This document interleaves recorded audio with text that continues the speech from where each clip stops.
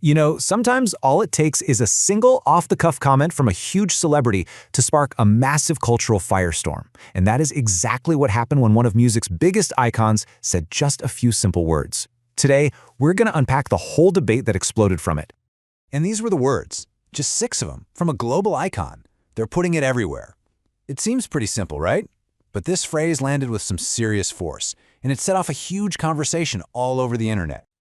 So, let's get into the context here. Who exactly is the they he was talking about, and what is the it that he said was suddenly everywhere? Well, that voice belonged to none other than hip-hop legend Snoop Dogg. And the target of his comment? The growing presence of LGBTQ+ themes in entertainment made for kids. He wasn't just making a casual observation. He was taking a pretty firm stand on a very sensitive topic. But here's the thing. This was way more than just a random soundbite. That comment was really just the tip of the iceberg, and it points to a much bigger, way more complex viewpoint that's right at the heart of a major cultural debate. Okay, so first up, let's break down the spark itself. What was the real core of his message, and why in the world did it resonate so strongly and so differently with so many people? So when you boil it all down, Snoop Dogg's stance is basically this. He feels that the push for LGBTQ+ representation in kids' media has just become, well, excessive. His main concern seems to be that it's normalizing these topics for really young kids, maybe before they're ready to process them. But it's really important to remember, this isn't just about one celebrity's opinion. His words were like throwing a match on gasoline. They landed right in the middle of a cultural conflict that's been simmering for years, giving a powerful new voice to one side of it. And this whole conflict really boils down to 2 very different priorities. On one side, you have advocates who argue that we need to normalize diverse experiences to create a more understanding and accepting world. But on the other side, you have critics who argue for protecting what they see as childhood innocence, believing parents should be the ones to decide what's age-appropriate. So let's dig into the argument for inclusion first. Why do advocates believe that this kind of representation in kids' media isn't just a nice idea, but something that is absolutely essential? From this perspective, seeing different kinds of families and identities on screen does a few really critical things. For one, it normalizes these experiences for all kids, which can build empathy. But maybe the most crucial point is what it does for LGBTQ+ kids themselves. It helps prevent the harm that comes from feeling invisible or excluded. It sends a powerful message that they are seen and that they matter. And here's the kicker for this side of the argument.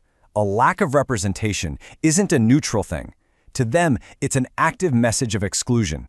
And the potential harm of making a kid feel invisible far outweighs any discomfort some adults might have with the topic. All right, now let's flip the coin and look at the other side of this debate, the perspective that really lines up with what Snoop Dogg was saying. This argument is all about parental choice and, well, guarding childhood. So the people on this side have a few main concerns.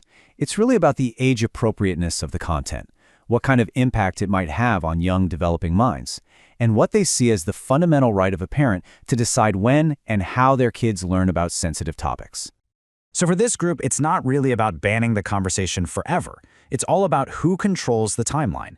The argument is that these are big, important topics that are best handled within the family at a pace that the parents, not a movie studio, get to decide. Okay, so you've got these 2 really passionate, dug-in perspectives. What do you think happened when this comment hit the internet? Yeah, no surprise. The reaction was immediate. It was loud, and it was deeply, deeply divided.